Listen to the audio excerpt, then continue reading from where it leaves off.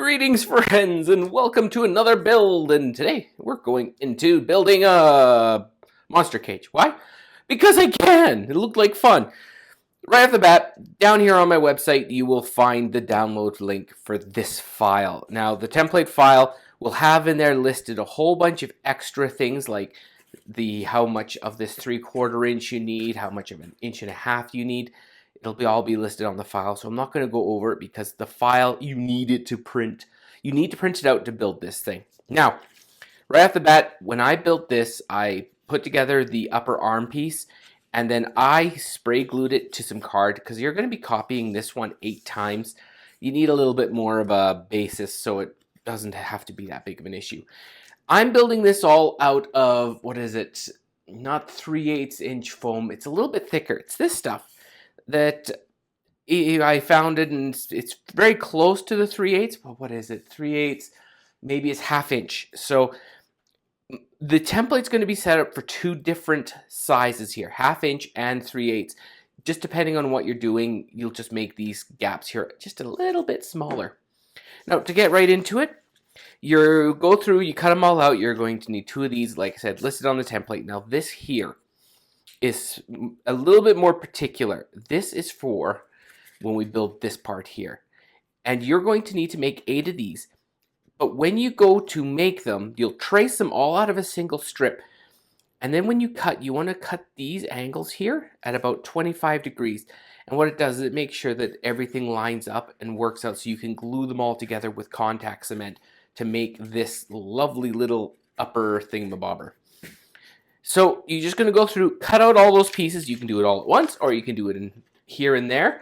But I'm going to go over some of the stuff that you need to keep in consideration for how things work out here. Now, first of all, you'll see that this has all been chamfered and, ready.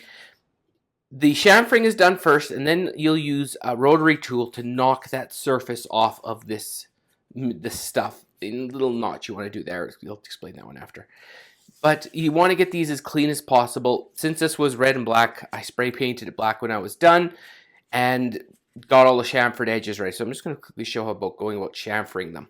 Now, when you chamfer EVA foam, you don't want to go here and go and back and forth and back and forth and back and forth like that, because you end up with a ridged pattern.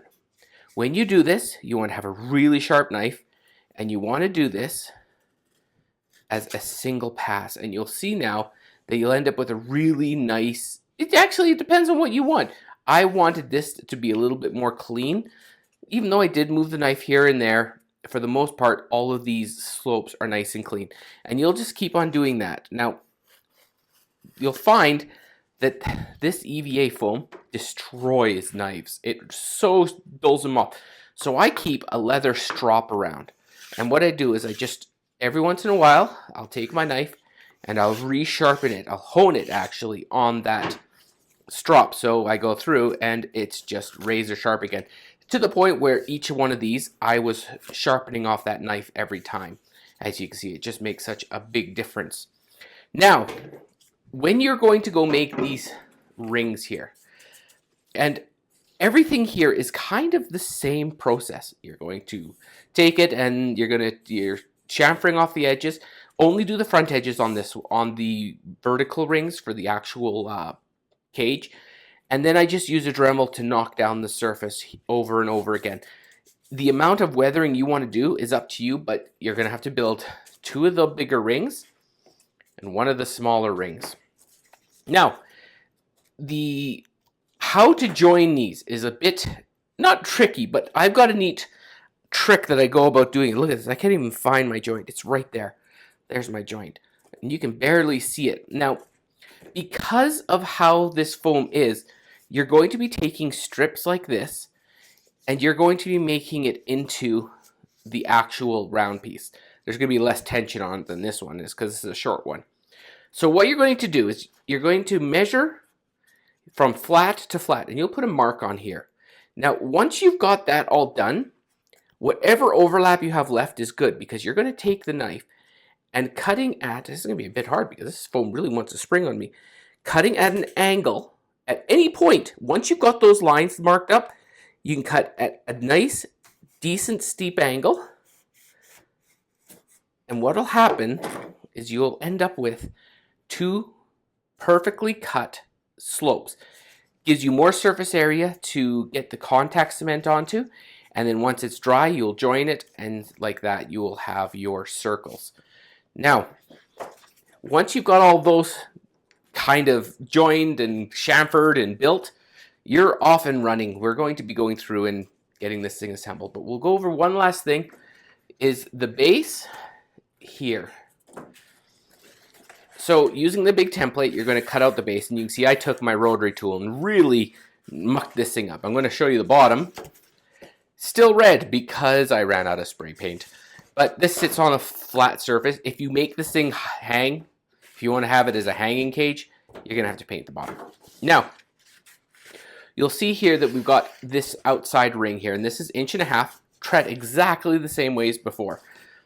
Once we've got all that ready to go, all you're going to do is you're going to put contact cement around the outside and contact cement around here. This ring in the measurements is a tiny bit bigger.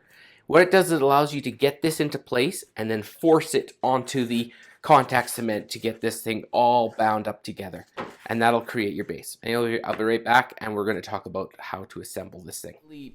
Painted, done, chamfered, you got exactly where you want it. We're going to go through and assemble this. Now, this step here, you don't have to glue this. This is all friction fit. And it allows you to take this thing down for easy storage in pieces rather than a big cage, because let's be honest, EVAfoam, not the strongest stuff in the world. So we'll just go through. I'm going to show you quickly how to go about assembling it, so I'll be quiet. You'll have a lovely music montage as I put this whole thing together.